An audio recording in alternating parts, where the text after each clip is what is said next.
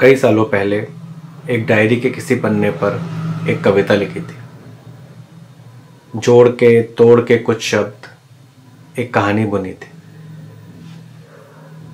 कई सालों पहले मासूम मन के दिल के भोलेपन के कुछ जज्बात लिखे थे।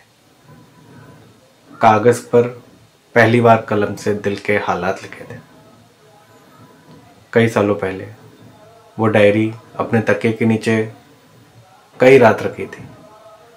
आते जाते सुबह शाम वो कविता कई बार पढ़ी थी। मेरे ख्याल उसमें जी भर के भरे थे।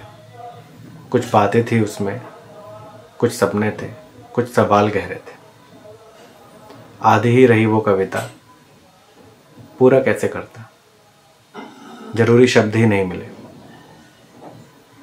सवालों के जंगल में जवाबों के फूल ही नहीं खिले।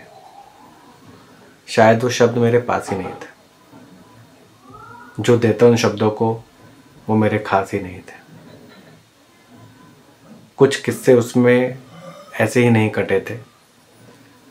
कुछ पन्ने उस डायरी के ऐसे ही नहीं फटे थे। कई सालों पहले एक डायरी के किसी पन्ने पर एक कविता लिखी थी।